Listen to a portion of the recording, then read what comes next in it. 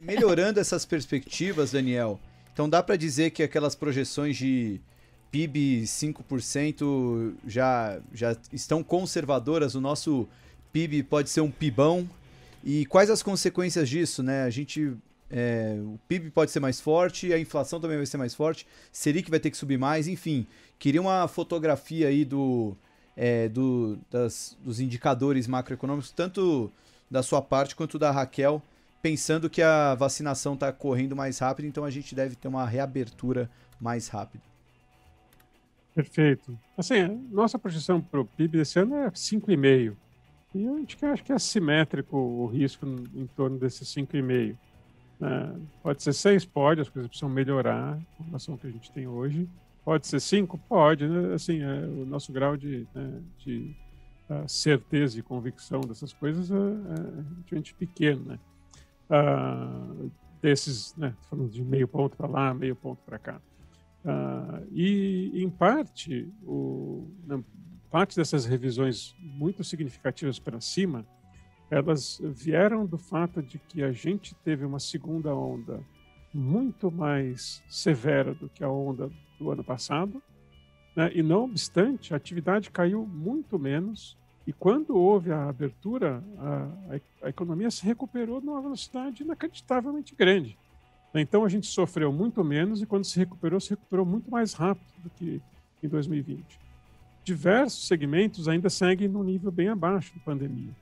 Eu citei um pouco a questão das escolas, né, que ainda estão com um nível de utilização, por assim dizer, muito mais baixo do que a pandemia. Tem diversos outros, né, serviços prestados a famílias como um todo, né, entretenimento, viagens, etc. e tal, que na hora que a gente começa a vacinar e os indicadores de Covid começam a cair, redução de hospitalização, de fato, dá para imaginar que as pessoas vão começar a se mover mais, tá certo? Veja, ao longo de 2020, sem vacina, o Brasil chegou a ter o índice de mobilidade pelo Google muito próximo do nível pré-pandemia. Em alguns casos, pegam no Amazonas, estava 20% acima do nível pré-pandemia, mesmo sem vacina. Então, as pessoas lá atrás tomaram um risco muito grande, mesmo sem vacina, e normalizaram, digamos assim, suas atividades, porque é que quando a gente tiver bastante vacina e os indicadores de Covid estiverem muito mais baixos, a população vai se comportar de uma maneira mais cautelosa, tá certo? Por assim dizer. Então, eu acho que desse ponto de vista, o que está embutido nos nossos cenários é que as pessoas vão voltar a se comportar mais ou menos como elas se comportavam no pré-pandemia. Isso vai acontecer ao longo do ano. Então, para diversos indicadores, a gente espera que no final do ano a gente veja níveis meio que normais de atividade nos setores que foram mais prejudicados. Tá? Tem um risco, obviamente, a gente está contando com uma melhora para frente, certo? Mas quando a gente faz o balanço do ano, até agora, a gente foi muito surpreendido favoravelmente por isso. Né? Então, tem alguns subprodutos, né? Alguns, para começar, pelos mais importantes e positivos. Né? O que a gente teve de melhora de perspectiva fiscal por conta desse crescimento muito maior e também por conta da inflação foi um negócio extraordinariamente bom. Todo mundo, volta um ano. Aliás, quando a gente escreveu aquele relatório sobre o fiscal lá atrás, que também motivou o Coffin Stocks lá atrás, né?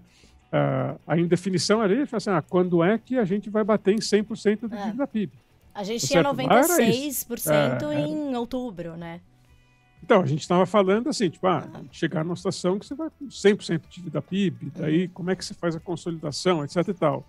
Hoje, a gente tem surpresa atrás de surpresa na arrecadação, os números de dívida estão muito melhores e é capaz de a gente terminar o ano com um endividamento muito próximo daquele do pré-pandemia. Em 2019, o Brasil terminou, naquela época, com 78,8%, se não me engano, se não me falha a memória, 78,79% de dívida PIB. Tá? Existe uma probabilidade de a gente chegar no final do ano com este nível de dívida, como se todo o gasto da pandemia tivesse sido absorvido de alguma maneira pelo crescimento da inflação ou pelo crescimento do PIB, a combinação dos dois. Tá certo? Então, é uma posição confortável, o Brasil tem, então, gordura, vamos gastar muito mais dinheiro? Não, a gente continua com um déficit muito grande e a gente continua com uma dívida que no mundo emergente, aliás, aquele gráfico é legal, que no mundo emergente ainda continua com o país com a maior dívida do mundo. Tá certo? Então a gente não tem gordura nenhuma, mas hoje a gente está quase 20 pontos percentuais de dívida menor do que aquilo que todo mundo achava que a gente teria essa altura do campeonato. Então os riscos fiscais hoje são menores. Não só isso, né? A arrecadação começa a crescer mais com a economia, então toda a trajetória de superávit primário para frente também melhora. Tá certo? Que a gente parte de um nível maior de arrecadação e daí com o crescimento futuro essa arrecadação vai crescer ainda mais. Então a gente espera hoje que alcançar um superávit primário, a gente está em déficit primário já há quase 8 anos, 8, 9 anos, a gente via só a gente alcançar um superávit primário lá em 2026 para 2027, hoje a gente acha factível que em 2024 a gente tenha um superávit primário, tá? Antes do pagamento de juros. Então, de fato, as coisas melhoraram, não só, digamos, no estoque da dívida, como a trajetória para frente. Né? Então, esse é um fator que é assim, muito bom de crescimento para as empresas, as margens de lucro das empresas hoje estão muito melhores, conseguiram repassar, conseguiram proteger a sua rentabilidade. Então, do ponto de vista as empresas estão hoje preparadas para crescer, para investir. Então, um ponto importante, né, que eu acho extremamente relevante para o futuro, que mais do que, né, porque tem toda essa discussão sobre, tudo bem, vamos crescer 5,5%, mas ano passado a gente perdeu 4%, no final das contas estamos meio que aí, igual, né? E aí a gente vai voltar para aquele reme-reme em 2022 em diante. Então é isso, o Brasil vai voltar a crescer aquele 1,5% que cresceu de 2016 a 2019, na média. E aí eu acho que tem algumas notícias aqui que são mais positivas. Tá? E eu começo. A gente, em 2016 em diante, a economia todo ano, a gente começava com uma projeção de crescimento e a gente ia se frustrando ao longo do ano, né? E no final acabava revisando para 1,5%. Né? E foi assim em 2016, 17, 18, 19, todos os anos aconteceram isso, não? Uma frustração enorme. Então, a gente errou, eu errei sistematicamente, achando que, puxa, mas agora o Banco Central cortou juros para 4,25 lá atrás. Então, agora a economia vai finalmente acelerar. E daí, no final das contas, não acelerava. Então, como é que você, né, eu explico o que aconteceu no passado e, ao mesmo tempo, faço uma ponte para o futuro?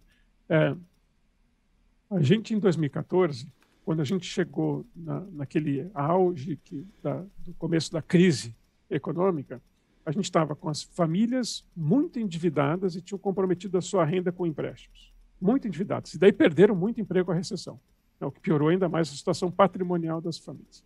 As empresas extremamente alavancadas. Né, também muito alavancadas, em parte por vários incentivos do governo na alavancagem e contra a rentabilidade. Empresas com um nível de lucratividade o mais baixo em 15, 20 anos. Certo? E a conta meio que só parava de pé, porque até então tinha uma taxa de juros relativamente baixa. Só que a gente sabe que os problemas fiscais todos que aconteceram, começou a ter inflação, etc. O Banco Central subiu os juros. E daí foi a combinação de margem de lucro muito baixa, com juro muito alto, empresas alavancadas, famílias alavancadas e o governo precisando também reduzir a sua dívida. Então, ao longo de 14 até praticamente 2019, a gente viu as famílias, empresas e governos reduzindo o endividamento e consumindo e investindo muito menos do que o que seria uma taxa normal. Certo? Então, ocorre que a gente, né, faz esse fast forward e todos os anos, no final das contas, as empresas acabavam usando boa parte do dinheiro da lucratividade, etc., para reduzir a sua dívida e não para investir em novos projetos. Foi isso que a gente viu. As famílias ganharam emprego, cresceu um pouco, ao invés de eu consumir mais, puxa, deixa eu reduzir minha dívida. Ou estou com atraso no monte de parcela, deixa eu regularizar a minha situação. Agora, ocorre que em 2020, por uma coisa curiosa, o volume de gastos públicos foi tão absurdamente alto, que, no fundo, isso foi para as famílias e para as empresas e as ajudou a reduzir o seu nível de dívida. E, de certa maneira, o balanço do setor privado, o balanço patrimonial do setor privado, melhorou de maneira muito significativa. Então, a gente vê nos indicadores, por exemplo, de poupança sobre o PIB, o primeiro trimestre de 2021, a gente terminou num nível de poupança de 21% do PIB. Tá? É, de longe, o maior nível de poupança que a gente teve nas últimas 2 ou 3 décadas. Tá? Um aumento de 8 pontos percentuais do PIB em relação ao primeiro trimestre de 2020. Tá certo? Ou seja, essa é uma poupança do setor privado. Então, eu diria que para frente a gente tem famílias desalavancadas, empresas com nível de dívida o menor dos últimos também 15 anos. Tá? A lucratividade das empresas foi restabelecida. E estamos numa situação patrimonial muito melhor do que no passado. Então, a gente poderia voltar para uma taxa de investimento um pouco mais alta e um nível de crescimento de consumo mais alto do que nos últimos anos. Eu diria assim, eu não acho que, digamos, a média de 2016 a 2019 seja um parâmetro estável e razoável no qual você deveria se basear para fazer uma projeção para 2022 em diante. Tá? Porque pega todos esses fatores de desalavancagem das famílias e das empresas que não vão estar presentes daqui para frente. Então, é possível que a gente tenha uma taxa de crescimento mais robusta, de maneira um pouco mais recorrente, né, do que no passado. Mas, óbvio, que a gente vai olhar para 2022, aí temos aí um desafio eleitoral, né, dantesco, né, hercúleo, que, enfim, a gente vai ter que sobreviver do outro lado desse rio. Então, isso vai, enfim, provocar algum problema. Só que a perspectiva hoje é muito melhor. Por último, né, só para não deixar de comentar, a questão do Banco Central. Né?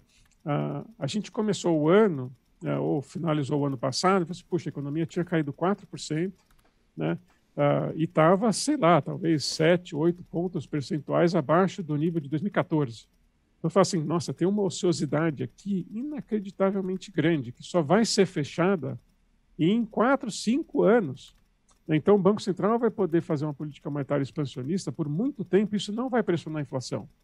Tá certo? Agora, o tamanho da recuperação da economia foi tão brutal e tão rápido, né, que hoje a gente fala assim, cara, a gente tem muito menos ociosidade do que a gente imaginava que a gente ia ter essa altura do campeonato. Então, em parte, a necessidade do Banco Central ir para uma política monetária mais, digamos, neutra ou perto do neutro, advém do fato de que a economia foi muito melhor do que qualquer pessoa poderia imaginar. E isso, enfim, é diferente você subir juros porque as contas públicas estão num desarranjo, o câmbio está explodindo, tudo indo para o vinagre, tá? Que era, digamos, o cenário em que a gente estava lá no comecinho do ano, para um cenário em que, puxa, eu tenho que subir juros porque a atividade está muito, muito forte. Né? E daí não é que eu tenho que conter, eu preciso fazer a atividade desacelerar, mas eu não preciso do mesmo grau de estímulo que eu precisava antes. Tá certo? Então, assim que a gente entende, pode ser que vai subir um pouco mais, um pouco menos, parando em 6,5 ou 7, o mercado já precifica bem mais do que isso, eu não acho que isso vai ser um elemento suficiente para falar que o crescimento do PIB adiante vai ser muito pior. Então, hoje, efetivamente, desculpa ter falado aí por quase meia hora ininterrupta, quase sem respirar, eu acho que hoje, efetivamente, a gente tem um caminho mais positivo de crescimento adiante, pela questão da limpeza dos balanços, e a situação hoje que a gente se encontra de ponto inicial é melhor do que era em qualquer instante do tempo. Mas temos desafios aí não pequenos do ponto de vista eleitoral. Mas, Daniel, acho que com base no que a gente ouviu agora de cenário, que melhorou muito, assim, é indiscutível. A gente consegue já antecipar quando a gente pode ter um superávit primário. A gente já antecipou vacinação. A gente discutiu aqui o que pode melhorar na reforma tributária, que isso, se de fato acontecer, se vier uma reforma positiva para o Brasil. Acho que tem aí uma grande avenida aí de opcionalidades que, para um brasileiro acostumado a tanta coisa que não dá certo, né, parece que é bom demais para ser verdade, né?